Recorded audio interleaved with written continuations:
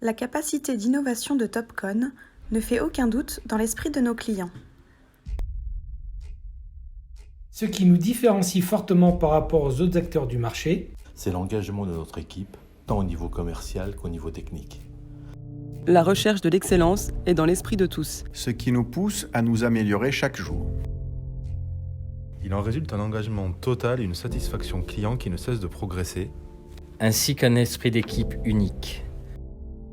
Je suis fier de pouvoir compter sur des collaborateurs qui comprennent les enjeux de notre secteur pour vous proposer des solutions sur mesure toujours plus innovantes, plus fiables et plus rapides.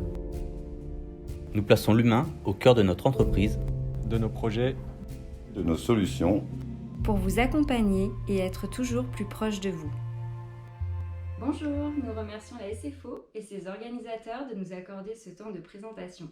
Qui mieux que vous pour parler de santé visuelle? Nous remercions Madame le professeur Bromont-Gignac pour son témoignage inédit sur la myopie évolutive et la sécheresse oculaire. Bonjour à tous. En effet, la myopie de l'enfant représente un vrai problème aujourd'hui car quand on regarde dans le monde, c'est une vraie pandémie. Et cette pandémie, elle a commencé par les pays asiatiques, mais elle est en train de s'étendre à la fois à l'Europe, aux États-Unis, au continent américain.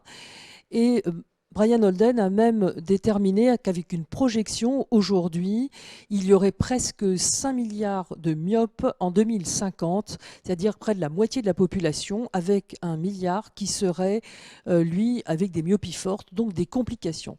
Il est donc aujourd'hui extrêmement important de pouvoir déterminer la myopie et derrière, sur ces myopies de l'enfant, de pouvoir les freiner ou même les déterminer, de pouvoir essayer de diminuer cette apparition. Il est extrêmement utile de faire un bilan et ce bilan initial sera essentiel avant d'envisager tout traitement, que ce soit un traitement tout simplement par mesure environnementale ou par choses innovantes comme sont les verres défocalisants, les lentilles défocalisantes, l'orthokératologie ou tout simplement aussi l'atropine faiblement dosée. Je crois que tous ces points sont importants et il est important d'avoir un appareillage qui permet, lui, un bon bilan initial, mais aussi régulier pour le contrôle.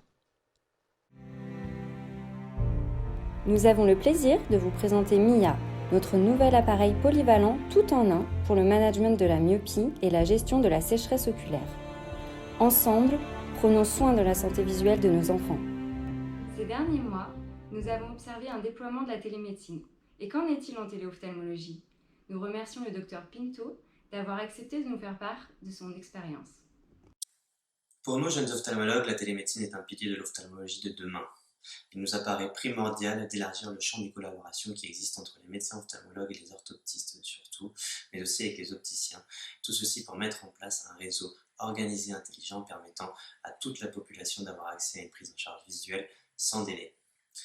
Nous avons imaginé un système dans lequel nous utilisons des centres de proximité ou centres de premier recours qui sont situés dans les zones de difficulté d'accès aux soins et où un orthoptiste va recevoir le patient pour un premier bilan visuel.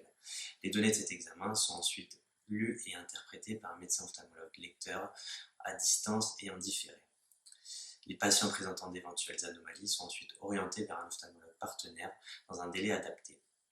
Tout ceci ne peut se faire évidemment qu'à l'aide d'outils adaptés que les laboratoires partenaires ne cessent de développer. Notre solution de gestion de données et de télémédecine Harmonie saura vous accompagner dans vos projets. Nous avons tous hâte de vous retrouver, d'autant plus que nous vous réservons de belles surprises. Prenez bien soin de vous